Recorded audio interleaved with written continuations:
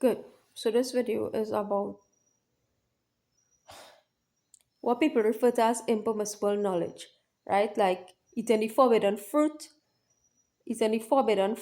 or partaking of what people refer to as impermissible knowledge, right? What certain religions, your religion will tell you, hey, you're not allowed to look into this, you're not allowed to look into this, you're not allowed to, and you in particular, right? Meaning that a certain group of people could do it, but not you, right? So we are addressing that claim that, oh, there's a small, very very small group of people, right, only that's allowed to look into this particular knowledge, that's allowed to look into that particular knowledge, right, and you're not allowed to do it, right. So we are addressing that because these things are some of the things that keep us oppressed, suppressed, right, keep you suppressed, right, because they want to run in your religion, right. They're allowed to look into that information. This is information, right. They're allowed to look into that information, that piece of knowledge, that piece of information, and you not. Why is that so? Why you all think, hey, only the people who run in your religion, and it's your religion, you belong to the faith. You belong to the faith, right? But only a certain group of people who run in that religion on earth is allowed to participate in that, is allowed to say, hey, let me look into this information, right? So things like, if you want to call it astrology, right? Things like different aspects, right? Um, you look into the astrology, planetary alignments, trying to understand tarot cards. Once you are not doing all these things, right? Things like gematria, all these things, right? Once you are not doing these things with the intention to harm people and also not prying or spying, right? This is the important thing because people can actually use these things. I don't know how they do it, but they do it, right? To watch you, meaning to spiritually watch you, right?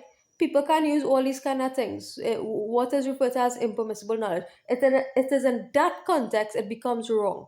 So, like in everything, there's a context, right? Everything there's a context. Hey, this is right, this is wrong, right? This is one of the certain things clear cut right or wrong by righteous principle, right? But this is something that's contextual, right or wrong, right? This is something that, hey, you're looking into this for the reason of understanding yourself, right? You feel free to do it. You're well within your right. You're trying to understand the creation. You're trying to understand reality. You're trying to understand God. You're trying to understand something like that. You're trying to understand, piece together reality, right? Under those some circumstances, these things are allowed to be done, right?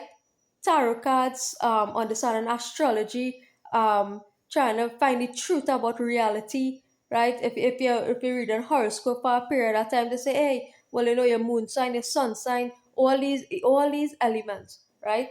That is in addition to your normal everyday functioning, right? These things is what, for example, the Christian religion will call this impermissible knowledge, as in you're not allowed to look into this, or this is wrong, it's satanic, right? It's from the shaitan, it's satanic, right? Islam, I don't know how they feel about this, to be honest, right? But Christian religion, right? They will say that's from the Satan, that's satanic, devil worship, right? Because this allows you insight into certain things, right? That the average person out there, if you just read and accept the Bible, right? You just read and accept the Bible, right? That's what I tell you. Hey, just come to church, read and accept the Bible, and accept somebody die for your sins, right? They will tell you, right, that if you look into this information, they will tell you that, hey, the entity, right, the entity that they're making you worship is in fact the sun that is rise and set, right? They won't tell you that, right? Because this is something that, this is the very thing that keeping that belief structure alive. Hiding that information is what keeps this religion alive. This one religion, right? Hiding this information is what keep this religion alive. They won't tell you that the being that they're asking you to worship in church, right? And this is from the top level. It doesn't even have to do with your day-to-day pastor, your local pastor, right? Trust me, it doesn't have nothing to do with your local pastor, right? This has to do with the hiding of information from the top level, right? So they won't tell you that the being that they're forcing you to worship, right? They won't tell you that that being is the actual sun, right? That you just bear witness to rising. The sun that is set, right? The rising and setting of the sun, right? that these beings, right? Things like even beings that you appease in Hinduism, right? It's the same concept. Ram, Krishna, all these things, right? The sun, the rising of the sun, the setting of the sun, right? This is why all these things are just symbolic, right? Symbolic, and this is what I don't want to tell you. All of these things are symbolic, right? So when the Bhagavad Gita talk about knowledge descending now to the sun god, right? To the sun god. Right? That's why when talking about breaking the concept of the chosen, talking about hey, everybody on earth could be sons and daughters. That knowledge, once somebody have knowledge or a group of people have knowledge, and knowledge could descend upon the entire earth. Right? That knowledge could descend upon the entire earth. Right? Or among beings on the entire earth. Right? Such that they don't have anything like, oh, you are the sun god, right? You are the sun god, right?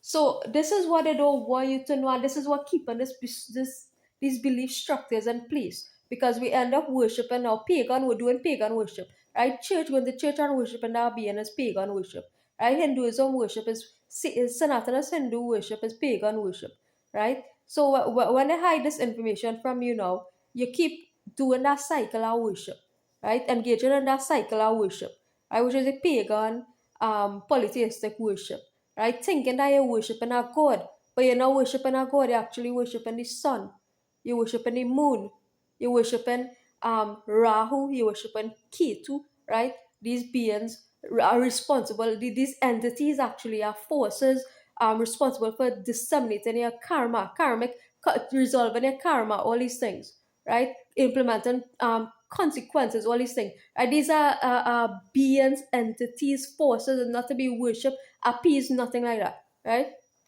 The only being that ought to be worshipped is the one God, right? The one God that actually keeps all these other forces in check, right? The one God. It's so beyond all these forces and whatever, right? There's an entity that there's a real God, right, that keep all these forces in check, right? Me, you, everybody else, right? Because I'm not immune from consequence. I went through dread consequence. I always say that, right? So it can't be me, right? It can't be me. I can't be the God that implementing consequence. You can't be the God that implementing consequence, right? So it had to be that there's just something called consequence, right? If I go into dread consequence and the same thing happened to you, right? It means that neither of us is responsible for disseminating that, implementing that. So it must have a general over law or God act or law being carried out on behalf of that of our one true God, right? A creator of that law, a creator of those principles, guidelines, rules, whatnot, right? That are responsible for keeping all these other forces in check, right? So when so appeasing and listen, this is not new knowledge, and this is not knowledge outside of my experience. I'm telling you all from my a very very real hardcore experience, right? Doing these things, appeasing, trying to appease this deity and that deity, right? Whether it's from the church or whether it's from the church to Rahu and Ketu, right? And chanting all kind of mantras in that vein, right? It is not necessary, one, and is not right, right? It's not necessary and is not right. One, not necessary. Two, not right, right? um, these entities are forces that when they interact together, right? They interact together and generate a particular outcome, right?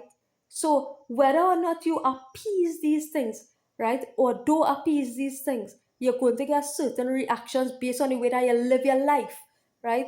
Based on the way that you live your life, which have nothing to do with you appeasing them, right? Your consequences come and based on the way that you personally live your life, your deeds, your account of deeds, right?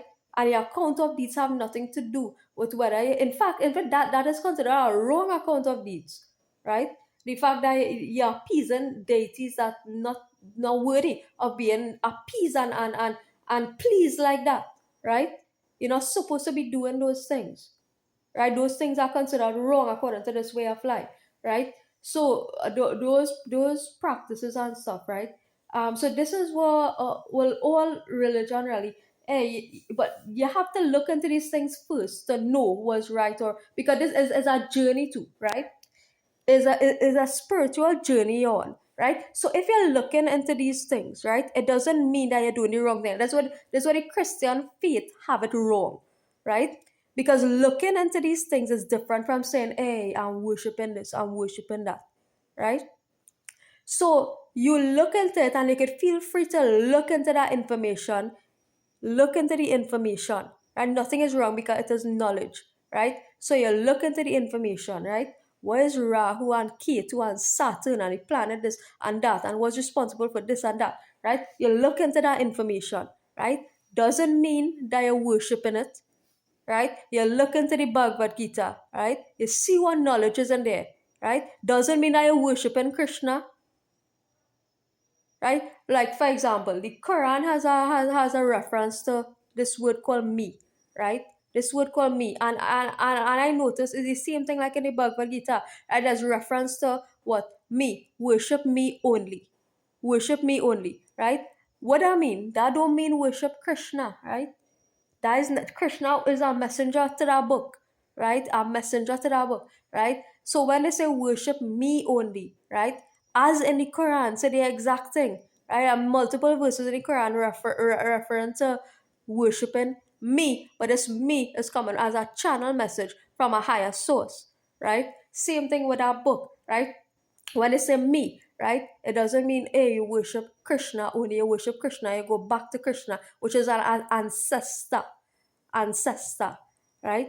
And you don't want to go back to ancestors, right? There's a lifetime you want to cut that tie in terms of your worship. You're not cutting the tie in terms of the person, cutting ties in terms of the worship, right? So when they say breaking ties with your ancestors, all these things, right? Does it mean, oh, well, if you realize you have an ancestor on earth, right, you cut ties, you do stop talking to the person? That's what people have it wrong, and that's what Christian people and all have it wrong. And a lot of people, right, even Islam and so on, even Hinduism, right? If you say you're cutting ties with your ancestor, right, and you have an ancestor on earth, that means that you stop talking to the person? It doesn't mean you stop talking to the person, right? It doesn't mean you go no contact, you start, you break all contact with the person. It means that you stop worshiping that being, right? You stop worshiping those beings as God. That's what I mean, right?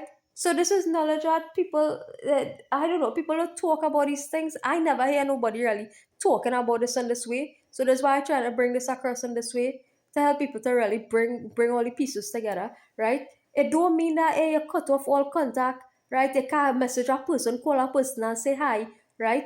It don't mean that. It mean, hey, you break ties with the worship of that being, right? If you used to worship Ram, if you used to worship Krishna, if you used to worship Jesus, right? Nobody died for our sins, never forget, right? If you used to worship any of these beings, right? These beings are ancestral beings. If you used to worship these beings, it means that, hey, you cut ties with the worship of these people, right? These messengers, right? So these messengers, you cut ties with the worship of them. If you used to worship them before, that's what it means. It don't mean you can't message them and say, hi, hello, how you going, right? Good. So that's what that is, right? um, so that is the that's the practical understanding. And these things coming back to it, right? So you're talking about impermissible knowledge, right? Was allowed, right? So looking into any of these all these things, right? From tarot cards to gematria, right? Instead of God created the world using letters and numbers. I never see anything more true than that, right? So that's something I paid into a bit, right? I can't say I have like knowledge on it or absolute knowledge on that or any deep knowledge on that, but it's something I looked into a bit, right? And I would say that that statement is in fact true, right? The statement, right? Because I experienced some things and I was like, wait, right?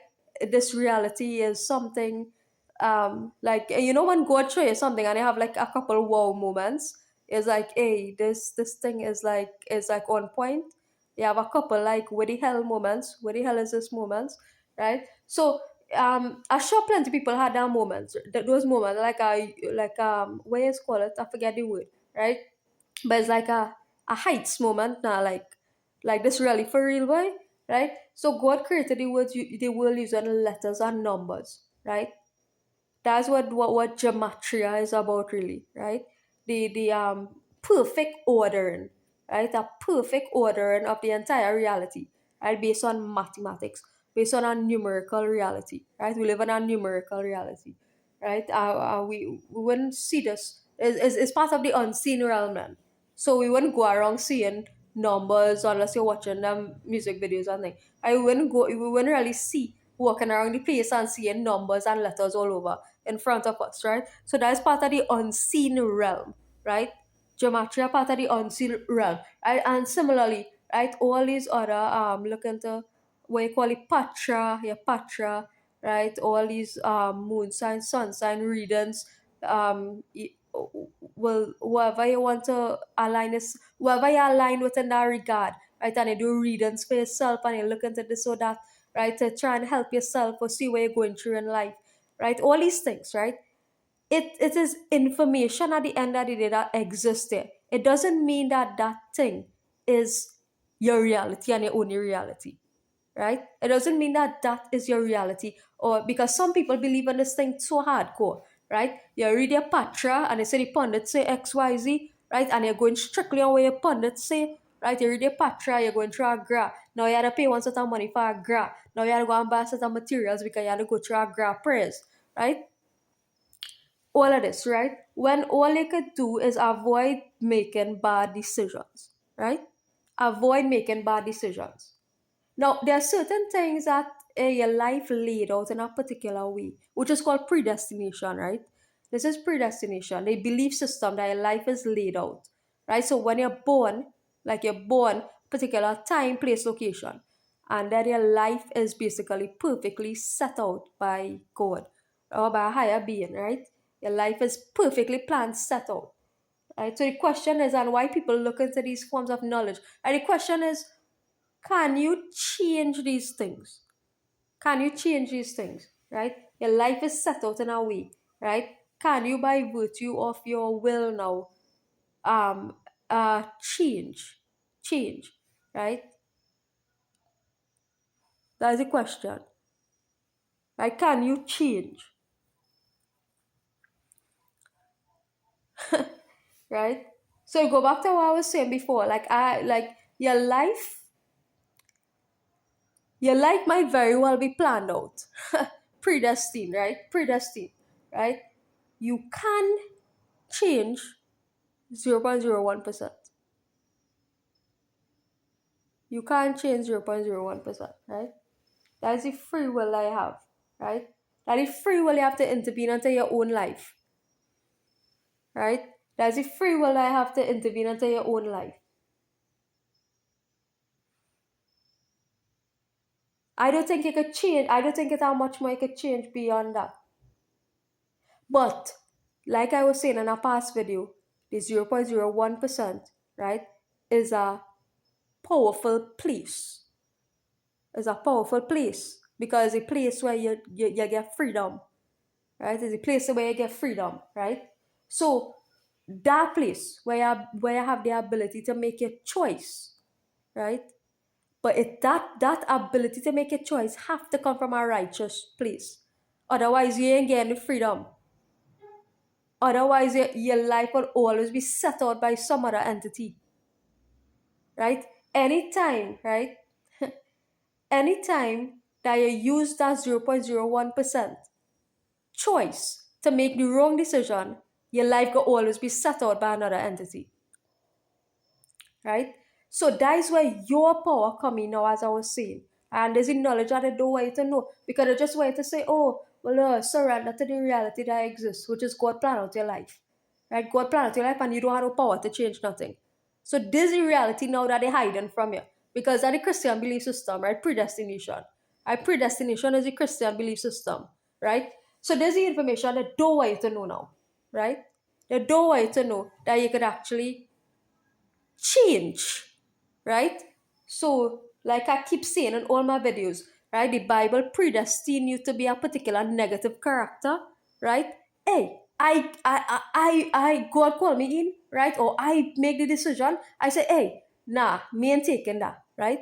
I ain't taking that, right? Bible predestine you as a particular negative character. Be like, nah, right? I want to be our next character, right? I could choose what character I want to be, right? Because this is your life. There's your reality show. There's your reality show, right? There's your reality show, right? The book predestined me as this. Nah, partner, right? I ain't going through that. I ain't going through that crap. I ain't taking that from that religion. I ain't learned that religion do that to me. I ain't learned that whole religion fleck me up so, right? So that's the mentality you need to have, right? And that when you reach that space, right? That is the only space, right? That little window, right? That short, that small window, right?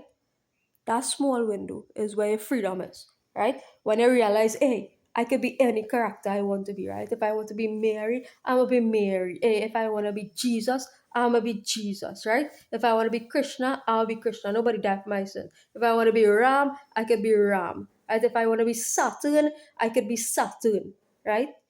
I could be any character I want to be, right? And that 0.01% window of righteous choice of righteous choice. If I want to be a normal human being on earth, I choose to be a normal human being on earth. Right? That is what our 0.01 choice is about. Right? That is what our 0.01 choice is about. Right? 0.01% choice, right? Because once you and this is where it's important, we're not perfect, but this is where it is important and not to slip up, right? If you know you're supposed to be walking a particular road or you have a journey you want, this is where you don't slip up, right? Because the minute you slip up, you're always subject to the influence, right? Somebody else gonna lay out your reality for you, right? The minute you make a bad choice, you're saying, oh, it's some other entity, right? Some other being, right? Your consequence being laid out by somebody else. So this is why you laying out your consequence now, right? You want to bring positive consequence to your life, right? You had to lay out your actions to suit. If you want an outcome that's beneficial to you, you had to say, hey, I had to lay out, I had to take the action in respect of getting that consequence. Otherwise, somebody else gonna determine my reality. If I make a poor choice, right? For example, if I go and drink two bottle of rum now, right? And that consequence being determined by another force. So if I submit to that temptation now, I go and drink two bottle of rum, right? That consequence, some consequence I gonna get, right? That might end up making me losing something, right? Because I make a poor choice, right? And therefore my consequence going to be subject to some other force as not me. So you want to get to a point now where you in control of your good outcome, right? You in control of your good outcome. Because you are the one resisting temptation, you are the one maintaining your particular lifestyle, right? So therefore that is calling in now, calling in the outcome, right? That is beneficial to you, that's right to you. Instead of, hey, you're doing the wrong thing continuously and let somebody else or some other entity, right, lay out your consequence and your reality, right? So this is what the concept of creating your reality is about. This is what this knowledge is about now, right? The knowledge that, hey, you have a 0.01% and that 1% window, you can make a choice, good or bad, right? And that determines whether your life is predestined, the rest of your life then is predestined, right? Or you could actually create your reality, right? You could create your reality, right? And with little effort, you see, when I say little effort, I mean little hard work, right? Little hard work, like less working hard, right? Less working hard, like the grind, right? They don't always have to be on the grind. That is what I mean, right? I don't mean things like, hey, you're making money while you sleep. Let's say this conversation had nothing to do with money, right? This conversation even had nothing to do with money, right? Or nothing of the sort, right? This conversation has something to do with your righteous conduct using your 0.01% choice, right? To do the right thing, right? And by virtue of that alone, right? That simple thing, right? Which is hard, right? I wouldn't lie, right? Is tough. It's not as easy as me saying it here, right? Because that way I live in is hard, right? But it's a choice at the end of the day. And it's using your choice, right? So you're using that choice, right, to make the right decisions, right?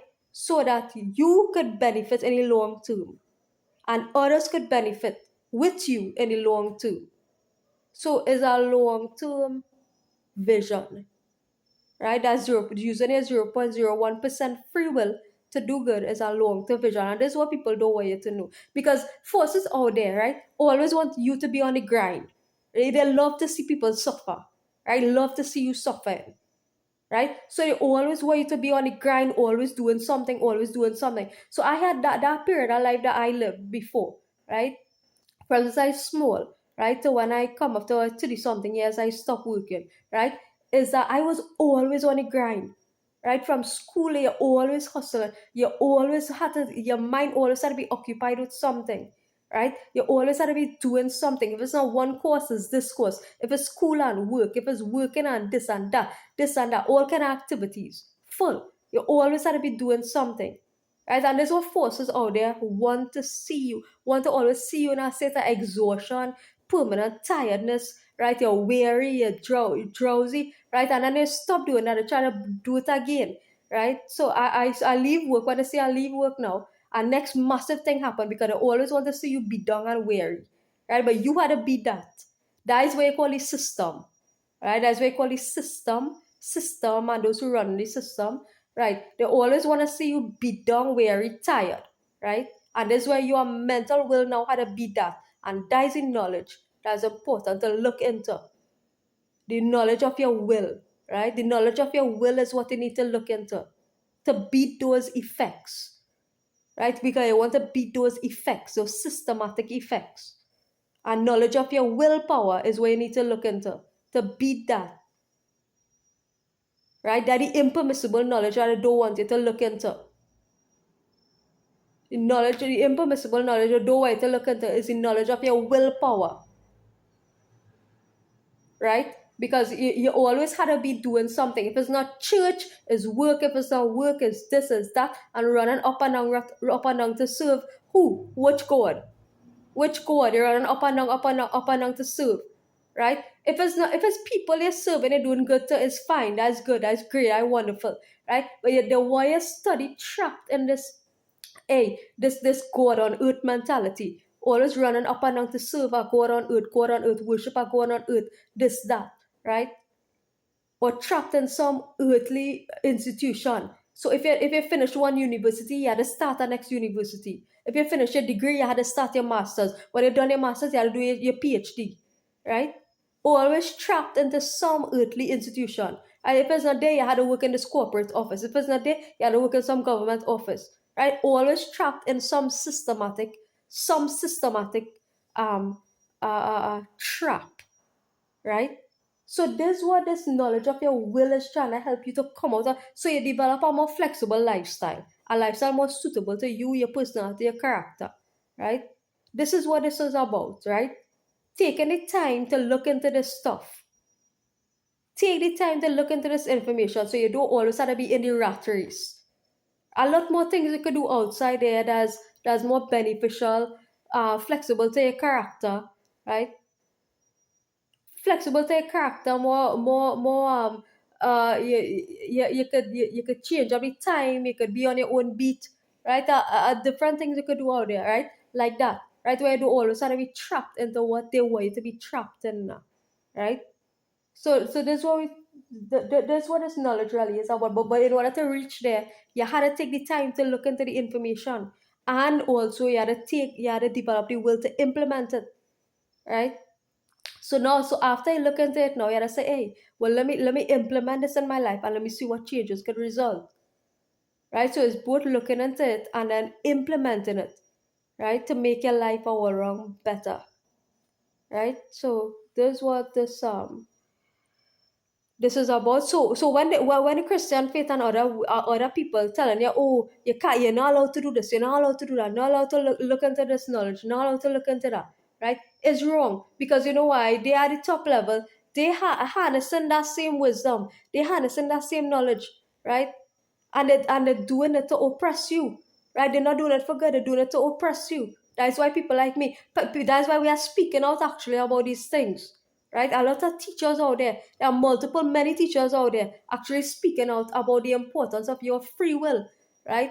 the importance of using your free will to do good, right? Because the system where they have it, oh, you are a predestination alone, right? Your life is only determined by predestination, right? The teaching that your life is only determined by predestination say that you don't have you have no say in how, meaning that you can't change things fixed, you can't change, meaning that your life set from the day from the minute you're born till till the time you die, right? When in reality, even the Quran say that you could be delayed. You're supposed to die today, but Allah caused you to die 10 years later, right? Because you change, because you do something good that you wasn't doing before. You was in a bad relation yesterday, Allah put you in a good relation today. Because why? You change. Right? You change. You use your free will to change. That is the whole point. Right? So this belief system that, oh, your life is you're predestined, right, for some certain reality, right? It can't explain a lot of things in life. That's why I have trouble accepting that, because it doesn't explain reality. It doesn't explain reality at all, in fact, right? So this is where we want to get at, right? To say, hey, right? Well, if you were doing something wrong yesterday, right? Allah saying, hey, well, you were supposed to receive consequences, right? And your life was supposed to probably end today. But hey, if you make the decision and you change that aspect of yourself, you'll get a second opportunity to live a better life, right? That is what this knowledge is about. Simple. It's no rocket science, there's no chemistry, physics, astronomy, right? There's nothing like that. It's a simple case of, hey, you're doing wrong yesterday, change your ways, you get extension in your life and you get a new beginning. Right, that is all. Very good.